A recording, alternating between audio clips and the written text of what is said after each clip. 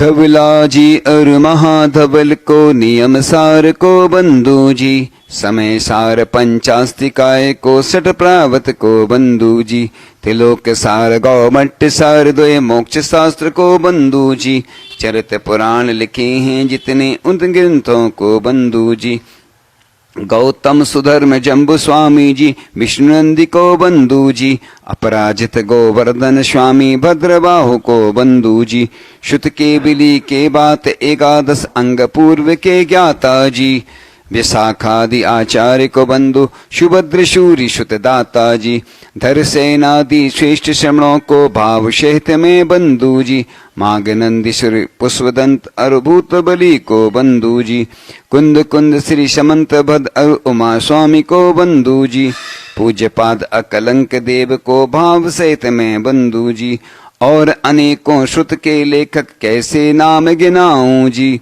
मेरा श्रुत सम्यक हो जावे यही भावना भाऊं जी, शांति वीर शिव ज्ञान गुरु को भक्ति भाव से बंधु जी, वर्तमान के वर्धमान शव विद्या गुरु को बंधु जी, समय योग और नियम के सागर क्षमा के सागर बंधु जी, तीर्थों के संकट से तीर्थों के नमन से संकट कटे हजार, शुद्ध के नित्य अभ्यास से बेड़ा हो बेपार, गुरु कृपा हम पे बने ऐसी मन से प्यास, एक यही विश्वास है पूरी हो गया, समय सागर मम गुरु रख लो अपने पास, मुझको गुरु आधार दो हुई सफल ममकार, रहूंगा मैं गुरु चरणों में है मां, जब तक घट में श्वास है सिद्ध बनने की चाह। इस प्रकार से यह जो स्तुतियां हैं हमने पढ़ी, तो हमारे गुरुओं के कितने उपकार हैं जिनको हम कभी चुका नहीं सकते। इस प्रकार से यह जो श्रुत के धारक हुए हैं उनका हमने वर्णन किया।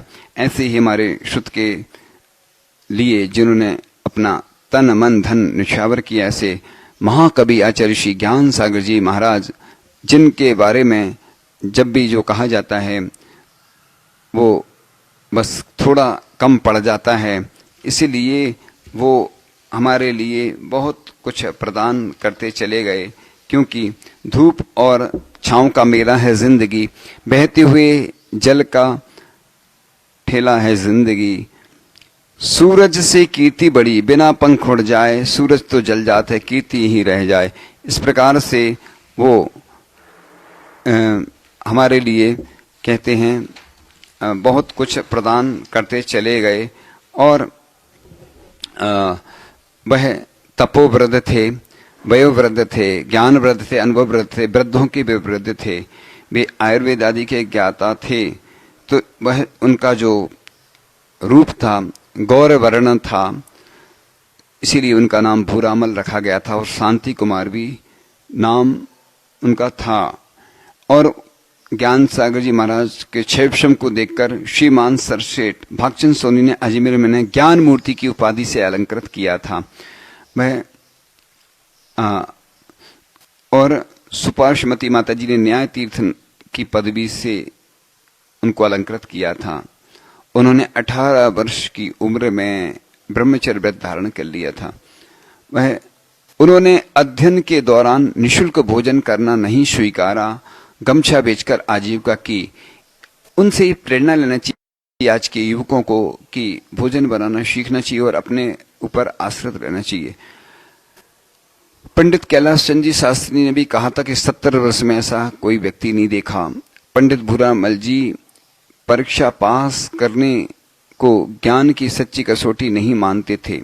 एक विद्वान अन्य धर्म के विद्वान ने कहा था कि जैनियों के ऐसा साहित्य कहाँ जो मैं तुम्हें पढ़ाऊं। जब वो पढ़ने गए तो ऐसा बोला। यह सुनकर उनके हृदय में गहरा धक्का लगा, क्षण भर को वे अचेत से हो गए। उसी समय उन्होंने संकल्प किया कि अध्ययन काल के बाद ऐसे साहित्य का निर्माण करूंगा जिसे देखकर जिनेतर विद्वान भी दांतों तले उंगली दबा लेंगे।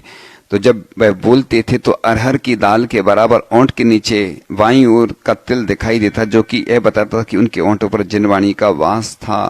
उनके अंदर झुंझलाहट नहीं रहती थी, अक्खड़पन नहीं रहता था।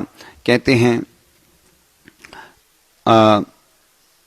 जब व्यक्ति का मरण होता है तो बस व्यक्ति अमर हो जाता है, क्योंकि और इस प्रकार से जाते जाते वो हमें निशानी दे गए, उम्र भर दोहराएं ऐसी कहानी दे गए।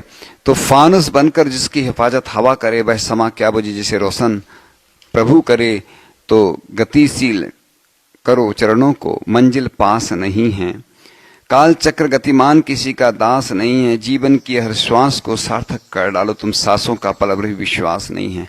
इस प्रकार अहो अर्थी उठ रही थी, वक्त था शाम का, लोग मिलकर कह रहे थे आदमी था काम का।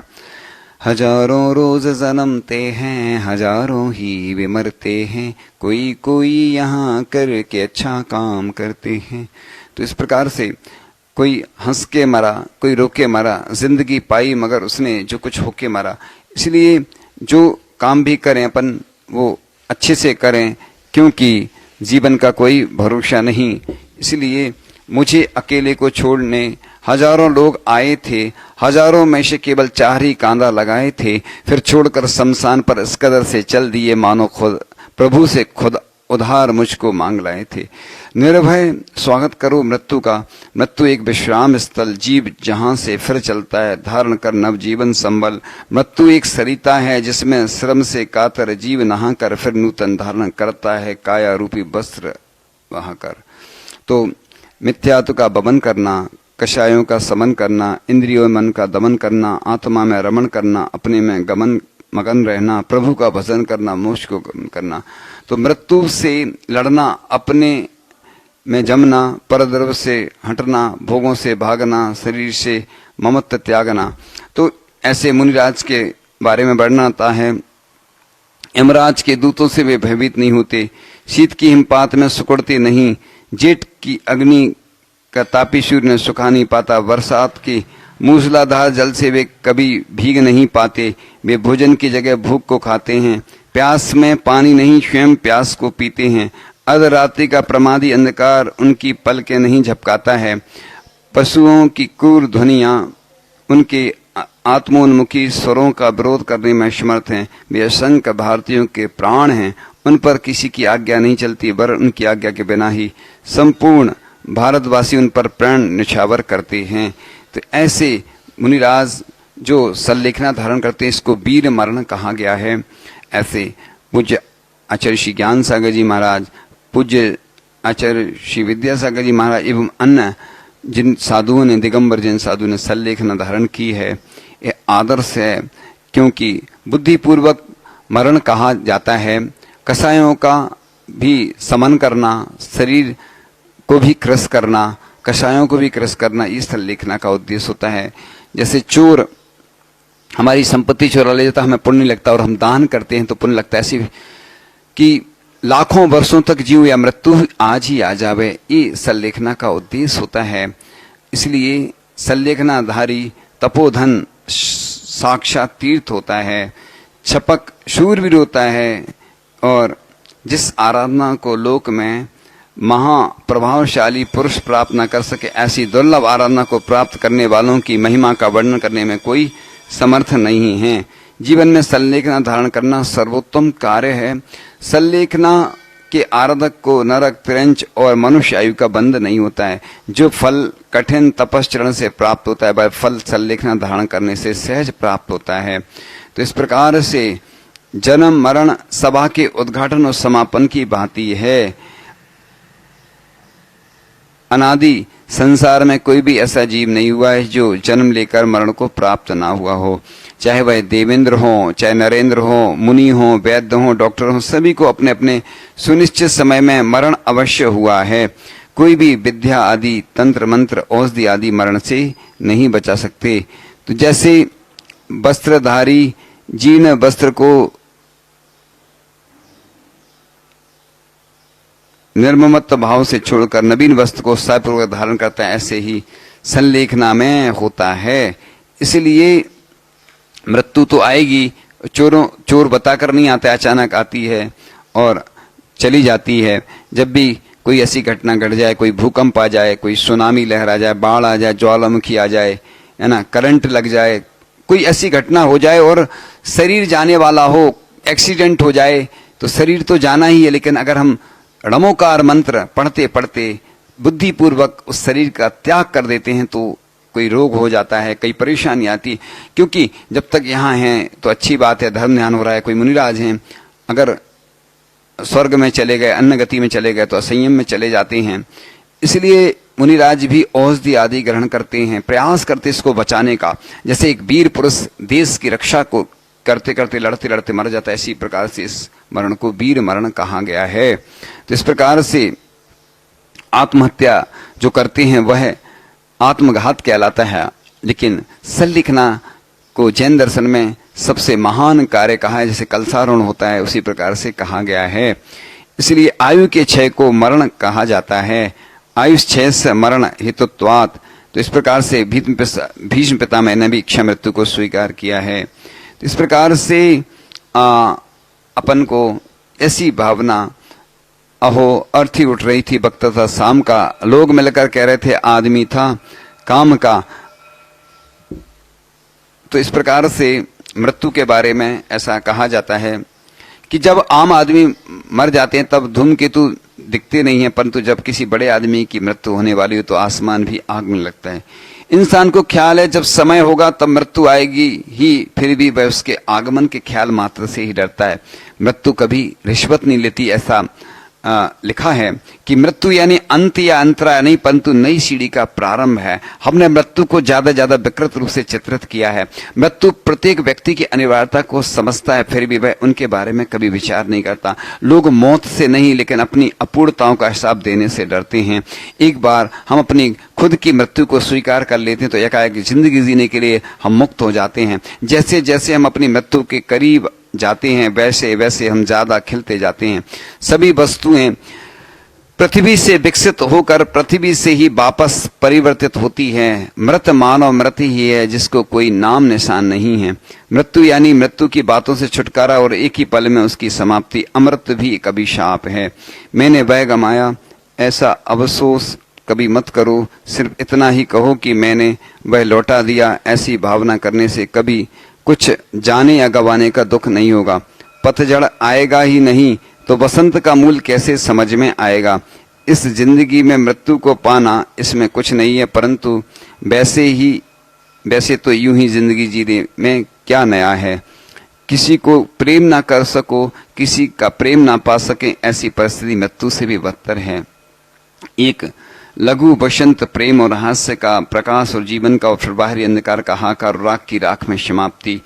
राख जीवन का अंतिम सत्य है। मृत्यु काला ऊंट है जो हर मनुष्य के आंगन में एक बार अवश्य झुकता है। उदित होता प्रभात नहीं देता भरोसा कि हम पूरा करेंगे दिन, क्योंकि मृत्यु द्वार पर राह देखती खड़ी है हमारे जीवन का हरण करने। हम भी धूल में मिल जाते हैं और हमारे महान कार्य भी। जब गौरव के साथ जीवन जीना संभव न हो तब इंसान को गौरव के साथ मरण करना चाहिए।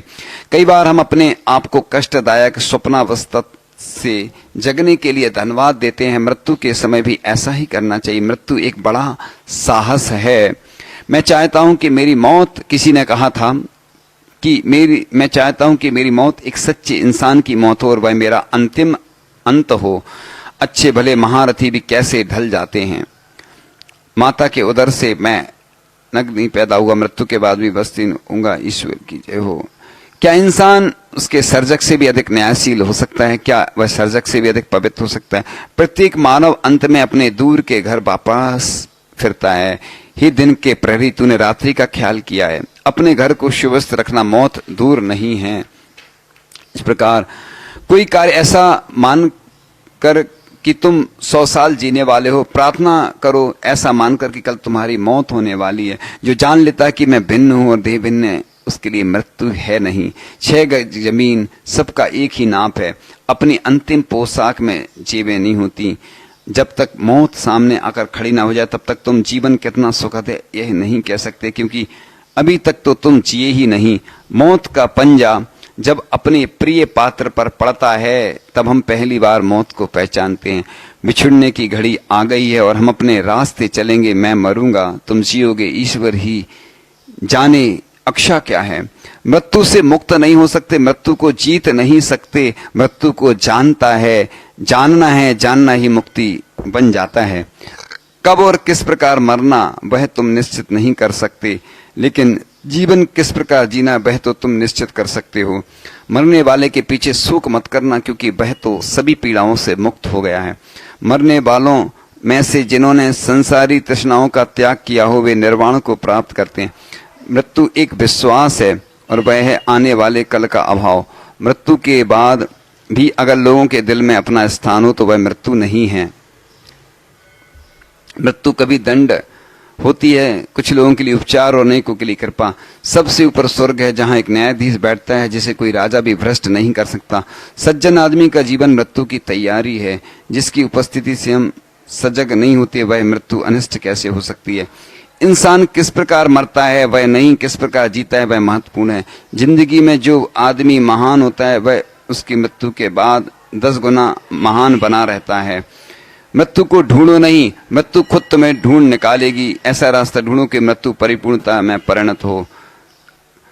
जीवन पर्वत से भी ज्यादा वजनदार होता है, मृत्यु पंख से ज्यादा हल्की होती है। जिंदगी की घड़ी को एक ही बार चाबी दी जाती है और किस क्षण उसके कांटे बंद हो जाएंगे वह कोई नहीं जानता। उस क्षण के ही तुम मालिक हो। सत्य और सुंदरता को एक साथ दफनाया गया।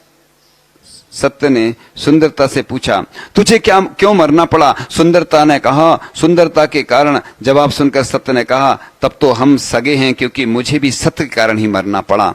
तो मौत का डर हमें इसलिए लगता है क्योंकि मौत के बाद हम कहाँ जाते हैं उसकी हमें खबर नहीं है। अहंकार मानव को तीव्र गति से मौत के मुंह में धकेल देता है। इस प्रकार से पाप का बदला मृत्यु है। शैतान द्वारा दी गई ईर्ष्या से पाप जगत में प्रविष्ट हो सका है। मनुष्य उम्दा प्राणी है जो राख बनने के बाद भी भव्य लगता है और कब्र में भी खौफदार। मौत कभी भी अर्थहीन नहीं होती। हम इंसान हैं, इसलिए भूतकालीन महानता का एक स्मरण भी विलीन होगा तो हमें दुख होगा ही। ज्यादातर लोग इधर उधर भटक कर, खा पी कर, बातें करके, नफरत करके, साथ मिलकर बिछड़कर कुछ ऊंचाई पर चढ़ते ही धूल में पटक खाते हैं और अनेक प्रयासों के बावजूद कुछ नहीं पाकर मृत्यु की भेंट चढ़ जाते हैं। मृत्यु के महासागर में जीवन रूपी कुछ झाग दिखते हैं जो क्षण मात्र में लुप्त हो जाते हैं। जब हम सबसे ज्यादा सलामती का अनुभव कर रहे होते हैं तभी मृत्यु जिंदगी का सूर्यास्त हमें हल्के से स्पर्श करता है। मृत्यु से क्यों डरते हो? वह तो एक अति सुंदर अनुभव है।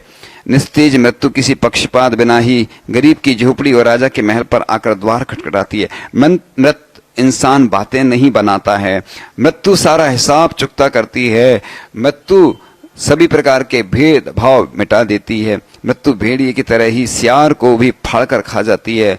और आत्मा के अमृत के बारे में खुद का ही उदाहरण देकर एक ने समझाया कि शारीरिक बीमारी शरीर को खा जाती है, लेकिन आत्मिक बीमारी यानी कि पाप आत्मा को खाता नहीं है। जो कभी भी मरता नहीं उसे मौत भी मार नहीं सकती। प्रत्येक विदाई पर है मौत की छाया। जो मृत्यु से नहीं डरता वह धमकी से नहीं डरता। जीवन के प्रति लालसा के तल में होता है मौत का भय। शुभ जीवन डरता नहीं है, ना मौत से न जीने से। बीच के अवकाश को मनाने के सिवा जन्म और मृत्यु का कोई इलाज नहीं है। मृत्यु के पहले सारा ही जीवन स्वर्ग में। अगर हंसने की छूट ना हो तो मुझे वहां नहीं जाना। वस्त्र पुराने तजकर मानव नए वस्त्र शरीर पर धरता है।